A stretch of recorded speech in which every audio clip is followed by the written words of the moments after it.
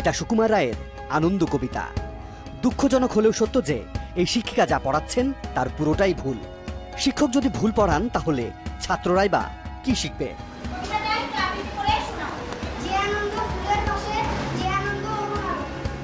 শুধু রাজধানীর মিরপুর উদয়ন স্কুল নয়, সারা দেশের সপ্তম শ্রেণীর শিক্ষার্থীরাই ভুলভাবে শিখছে সুকুমার রায়ের এই আনন্দ কবিতা। এটা কি জানেন বাংলার এই সিনিয়র শিক্ষিকা?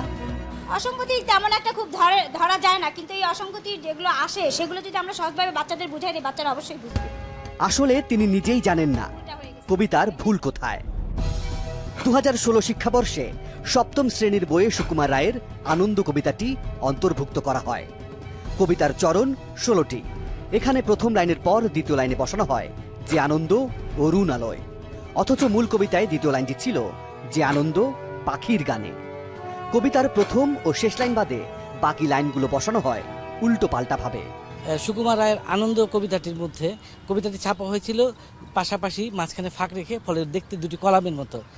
এই কবিতাটি যখন একটানা ছাপা হচ্ছে তখন তার অর্থটা বদল হয়ে যাচ্ছে, তার ছন্দ, তার সুরধ্বনি, তার যে ধ্বনিগুঞ্জন, তার যে সাংগীতিকতা এবং তার যে বক্তব্য, সেটা আমূল পাল্টে যাচ্ছে। জাতীয় শিক্ষাক্রম ও পাঠ্যপুস্তক বোর্ডের বইয়ে কি ভুল থাকতে পারে? এমন প্রশ্ন আসলে ছাত্র, শিক্ষক, অভিভাবক কারো মাথাতেই আসার কথা নয়। কারণ সাধারণত আমরা বোর্ডের বইকে নির্ভুল ধরে থাকি।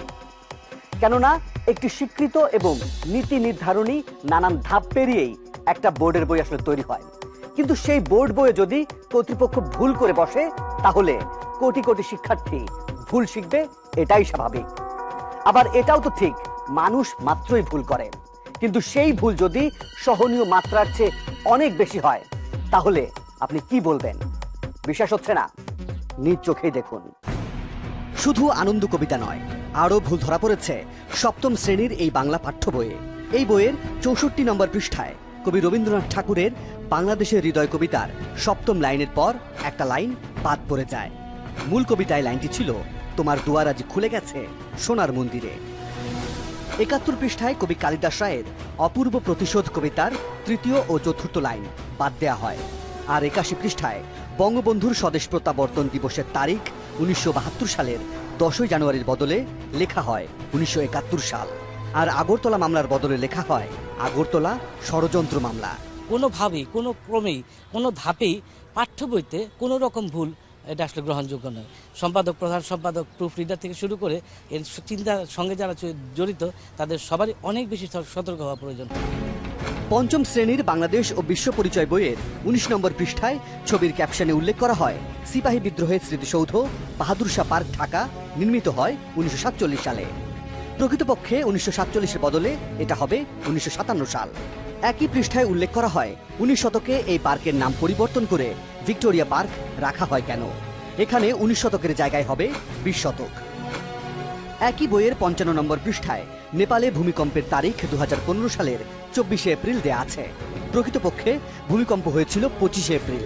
আর 101 নম্বর পৃষ্ঠায় একটি প্রশ্নে জাতিসংঘের 4টি শাখার নাম জানতে চাওয়া হয়েছে। আসলে জাতিসংঘের প্রশাসনিক শাখা একটি। পাঠ্য বইয়ের ভুল নিয়ে যখন চারিদিকে সমালোচনা, তখন বই দুটি পর্যালোচনা করার সিদ্ধান্ত নেয় জাতীয় শিক্ষাক্রম ও পাঠ্যপুস্তক বোর্ড। সম্মানিত শিক্ষক সমাজ, সম্মানিত অভিভাবক সমাজ এবং শিক্ষার্থীদের কাছে দুঃখ প্রকাশ করছে এই অনিচ্ছাকৃত ভুলের জন্য। জাতির কাছে দুঃখ প্রকাশ না করে হয়তো আর কোনো উপায় নেই তার, তবে বিষয়টিকে খুবই গুরুত্ব নিয়েই দেখছেন তিনি। যারা এই ত্রুটিগুলি করেছেন তাদের বিরুদ্ধে শাস্তিমূলক ব্যবস্থা গ্রহণ করা হবে। বই দুটির লেখক, সম্পাদক ও পরিমার্জনকারী ছিলেন 19 জন। তাদেরই একজন মোহাম্মদ আবু সালেক খান। তবে সরাসরি ক্যামেরায় কথা বলতে রাজি হননি তিনি। 25 তারিখে ভূমিকম্পটা হয়েছিল, আর ওটা হচ্ছে ওটা লেখা হয়ে গেছে 24। তথ্য সঠিক জানা ছিল অবশ্যই, তা তো বটেই। জেনেই হোক আর না জেনেই হোক, ভুল তো আসলে ভুলই। আর এই ভুল যদি না ধরা পড়তো তাহলে পঞ্চম শ্রেণীর শিক্ষার্থীদের ভুলই শিখতে হতো। তবে শঙ্কা এখনো কাজ করছে, কারণ তদন্ত প্রতিবেদনে যে 4টি সুপারিশ করা হয়েছিল তার একটি ছিল দ্রুত এই সংশোধন করে বইগুলোকে শিক্ষার্থীদের হাতে পৌঁছিয়ে দেয়া। কিন্তু সবশেষ তথ্য বলছে এখন পর্যন্ত কোনো প্রতিষ্ঠানে সংশোধিত বইয়ের কপি পৌঁছায়নি। বোর্ডের বইয়েরই যদি এই অবস্থা হয়, তাহলে হঠাৎ করে গজিয়ে ওঠা কিন্ডারগার্টেনগুলোর পাঠ্য বইয়ের অবস্থা কেমন হতে পারে? রাজধানীর মিরপুর 11 নম্বর এলাকার এই বিদ্যালয়ের নাম প্রাইম ইন্টারন্যাশনাল স্কুল। অষ্টম শ্রেণীতে জাতীয় শিক্ষাক্রম ও পাঠ্যপুস্তক বোর্ড নির্ধারিত বাংলা ব্যাকরণ বই থাকার পরেও বিদ্যালয় কর্তৃপক্ষ শিক্ষার্থীদের জন্য ভিন্ন একটি বই নির্ধারণ করে দেয়।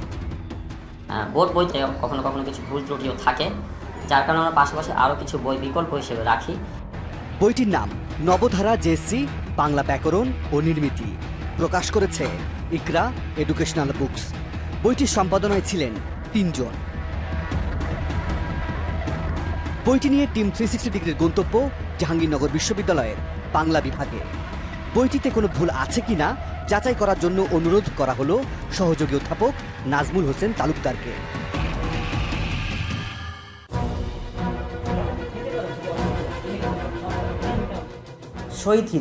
শৈথিলি ভাষা বলতে কোনো ভাষা গোষ্ঠী, কোনো পর্যায় বা কোনো আঞ্চলিক কোনো রূপ অস্তিত্ব আমরা পাইনি কোনোদিনও। সৌদ সেনা কিন্তু আমরা জানি সৌর সেনা। প্রাকৃত ভাষার কথা বলতে গিয়ে হয়তো এটি লিখেছে। মহাপাধ্যায় এই জাতীয় না, আমরা জানি মহামহোপাধ্যায় একটি শব্দ, এখানে দুটি শব্দ করা হয়েছে মহাপাধ্যায়। ইউসুফ জুলাইকা নামে কোনো বই নেই আসলে, প্রচুর বানান ভুল আছে এখানে। কি করে বইটি প্রকাশিত হতে পারে সেটাই তো আমার কাছে বিস্ময়ের জন্ম দিয়েছে।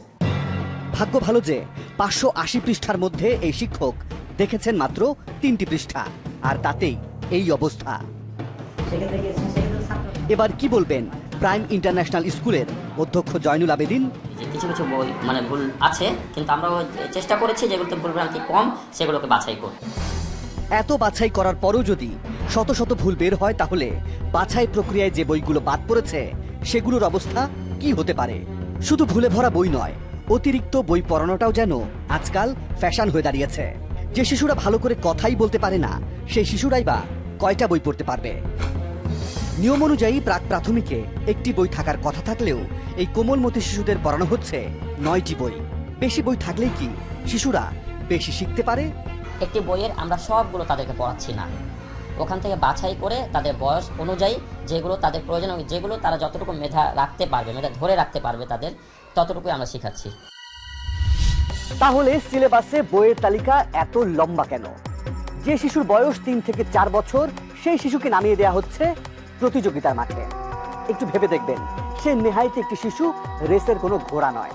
আমাদের মনে প্রশ্ন জাগে, এটা কি শুধু প্রতিযোগিতা নাকি ব্যবসাও? কোমলমতি শিশুদের ব্যাগ যত ভারী হবে, অনেকের পকেট ততই ভারী হবে। ফিরছি একটা বিরতির পর।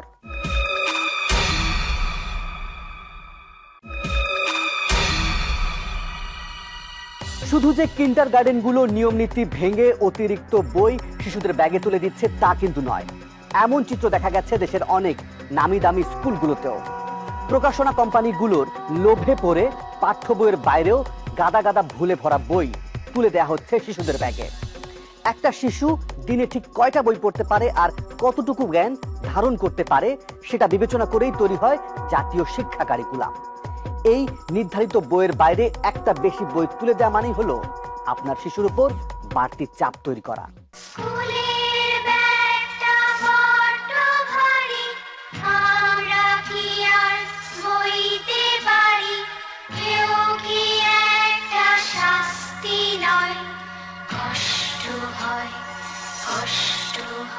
কবির সুমনের গানে ফুটে ওঠা স্কুলগামী শিশুদের এই আরতি নিছক কল্পনা নয়, এ যেন এক কঠিন বাস্তবতা। আমার এই ব্যাগ টানতে কষ্ট হয় না? অনেক কষ্ট হয়, তখন আবার আব্বুর হাতে দিয়ে দিই। ভিকারুন্নেসা নুন স্কুল অ্যান্ড কলেজ। কাঁধের ভারী ব্যাগটা নিজেরাই বহন করে অভিভাবকরা হয়তো কিছুটা মুক্তি দিতে চেয়েছেন তাদের সন্তানদের। যেহেতু ব্যাগটা তো আমাকেই বহন করতে হচ্ছে, মনে তো হয় যে একটু কষ্টই হয় ওর জন্য। করার কিছু নাই, স্কুলে চাপ না নিয়ে আসলে মিশ্রা বকা দেয়, এখন নিয়ে আসতে হয়। বিদ্যালয়ের প্রধান শিক্ষিকা অবশ্য অতিরিক্ত বইয়ের প্রয়োজনীয়তাও তুলে ধরলেন। যেটা বাচ্চার জন্য দরকার হবে, এই ক্লাসের জন্য এই বইটা যথেষ্টই প্রয়োজন মনে করি, তখন দিই। আমরা অতিরিক্ত কিছু দেই না, হয়তো আমাদের যে এনসিপির যে পাঠ্যপুস্তকগুলি তার সাথে হয়তো বা একটা বা দুইটা এরকম দিই। এবার নজর দেওয়া যাক এই প্রতিষ্ঠান সহ আরো 2টি বিদ্যালয়ের বইয়ের তালিকার ওপর।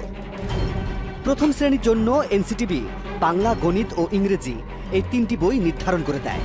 কিন্তু অনুসন্ধানের তথ্য বলছে এই 3টি বই ছাড়াও উদয়ন স্কুল অ্যান্ড কলেজ পাঠ্যসূচিতে আরও 8টি, ভিকারুন্নিসা নূন স্কুল অ্যান্ড কলেজ 4টি এবং বিয়াম ল্যাবরেটরি স্কুল 7টি বেশি বই অন্তর্ভুক্ত করে।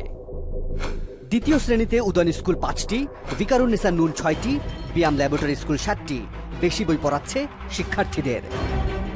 একইভাবে তৃতীয়, চতুর্থ এবং পঞ্চম শ্রেণীর পাঠ্যসূচিতেও 2 থেকে 4টি অতিরিক্ত বই চাপিয়ে দেওয়া হয় শিশুদের উপর। এই যে বই দিলেই কিন্তু সেটা হবে না, আনন্দের সঙ্গে সেটা সে রিসিভ করছে কিনা, দিস ইজ মোস্ট ইম্পর্ট্যান্ট।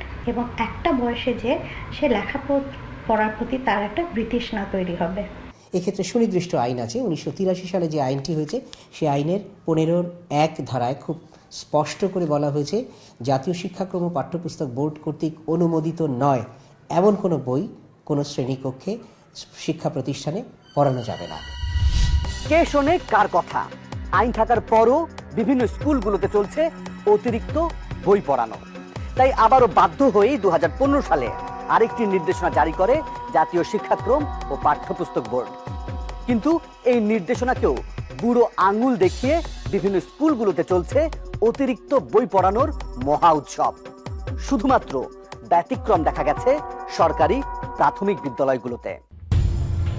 রাজধানীর মিরপুর উপশহর সরকারি প্রাথমিক বিদ্যালয়। তুমি কোন ক্লাসে? ক্লাস 5। 5-এ। তোমার কয়টা বই আছে? আমার 6টা। বাংলা, ইংলিশ, গণিত, বিজ্ঞান, ধর্ম, সমাজ। এই শিক্ষার্থীরা জাতীয় শিক্ষাক্রম ও পাঠ্যপুস্তক বোর্ডের নির্ধারিত 6টি বইয়ের বাইরে একটি বইও বেশি পড়েন না। নামকরা অধিকাংশ বিদ্যালয়ই তো নির্ধারিত পাঠ্য বই ছাড়াও অতিরিক্ত বই রাখা হয়েছে বেশি জ্ঞান অর্জনের জন্য কিংবা প্রতিযোগিতায় টিকে থাকার জন্য। তাহলে কি এসব শিশুরা পিছিয়ে যাচ্ছে? বিদ্যালয়ের প্রধান শিক্ষকের কাছে জানতে চাওয়া হলো, শিক্ষার্থীদের বেশি বই পড়ানো হয় না কেন? ইংরেজি বইয়ের মধ্যে ইংরেজি গ্রামার দেওয়া আছে, বার দেওয়া আছে, ওইটা থেকে পড়াই আমরা। আবার বাংলায়ও একই কথা, সেখানে বিপরীত শব্দ আছে, এক কথায় প্রকাশ আছে, তারপর অন্যান্য গ্রামাটিক্যাল পয়েন্টগুলি সেগুলোও আছে। কাজেই অতিরিক্ত বই পড়ানোর কোনো প্রশ্নই আসে না। এটা সরকারি প্রাথমিক বিদ্যালয় বলেই হয়তো এনসিটিবির আইনের বাইরে যেতে পারেন না তারা। এবার ভিন্ন একটি প্রতিষ্ঠানে যেতে চাই আমরা। প্রতিষ্ঠানটির নাম কুমিল্লা শিক্ষা বোর্ড মডেল কলেজ। পৃথিবীতে কয়টা সাগর মহাসাগর আছে বলো তো? নামে কলেজ হলেও 6ষ্ঠ শ্রেণী থেকে দ্বাদশ শ্রেণী পর্যন্ত পড়ানো হয় এখানে। কুমিল্লা শহরের এই শিক্ষা প্রতিষ্ঠানে এনসিটিবির নির্ধারিত বই ছাড়া একটিও বই বেশি পড়ানো হয় না। আর নিষিদ্ধ করে দেয়া হয়েছে সকল ধরনের গাইড বই। কোনো গাইড ফলো করো? না স্যার। কোনো গাইড ফলো করো না? গাইড বই নিষিদ্ধ করা হলেও এখানকার ফলাফল কিন্তু ঈর্ষণীয়। 2011 সাল থেকে এই বিদ্যালয়ে এসএসসি এবং জেডিসি পরীক্ষায় পাশের হার 100%। আজকের 6 বছর আমার রানি একদিনের জন্য কোনো গাইড পাবলিশার আমার সামনে আসছে, আমার রুমে আসছে, আমি দেখিনি। বলতেই পারেন হঠাৎ করে কেন আমরা পাঠ্য বই ছেড়ে গাইড বইয়ের দিকে নজর দিচ্ছি। বলতেই পারেন শিক্ষার্থীরা এমনিতেই অতিষ্ঠ, পাঠ্যপুস্তক সেটাও আবার ভুলে ভরা, তার সাথে অতিরিক্ত বইয়ের চাপ। এখন যদি আবার তার সাথে গাইড বই যোগ হয় তাহলে অবস্থাটা কেমন হতে পারে? জানতে চান? জানাবো, তবে একটা বিরতির পর।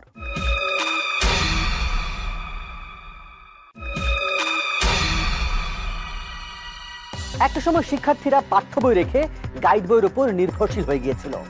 তোতা পাখির মতো গাইড বই মুখস্থ করে পরীক্ষায় উত্তীর্ণ হয়ে যেত।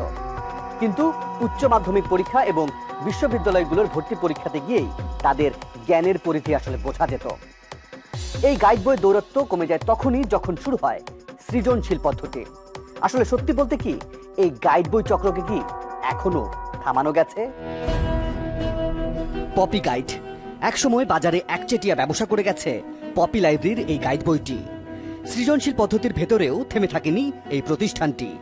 সারা দেশে কয়েক লাখ শিক্ষার্থীদের টার্গেট করে কয়েক লাখ বই ছাপিয়েছে এই প্রতিষ্ঠানটি। বাজার দখলের জন্য অভিনব কৌশল বেছে নেওয়া হয়। পপি গাইড কর্তৃপক্ষের কৌশল ধরার জন্য রাজধানী ঢাকা, বন্দরনগরী চট্টগ্রাম এবং কুমিল্লা থেকে পপি লাইব্রেরির সপ্তম শ্রেণীর ইংরেজি গাইডটি সংগ্রহ করলাম আমরা।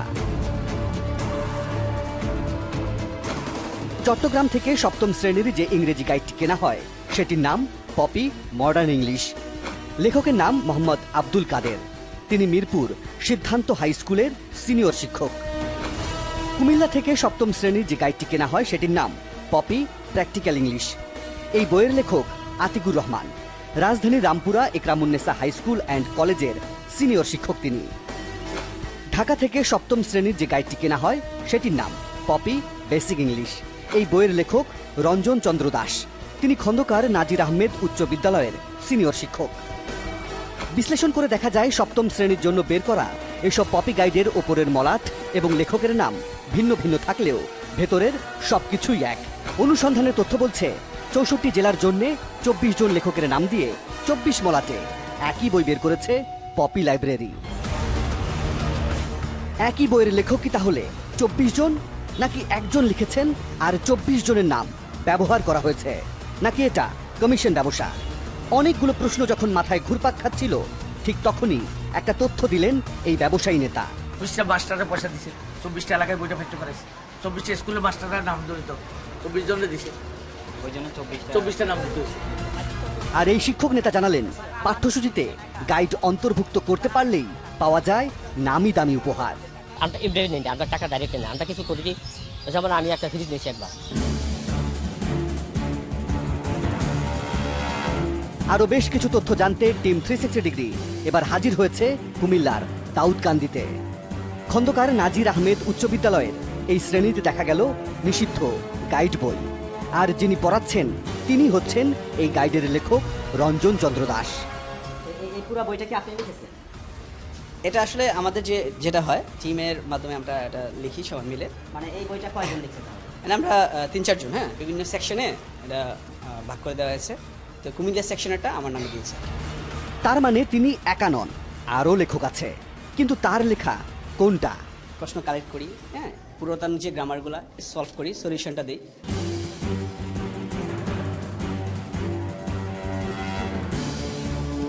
পপি লাইব্রেরিতে গিয়ে পাওয়া গেল না এর স্বত্বাধিকারী মোহাম্মদ আব্দুল মজিদকে।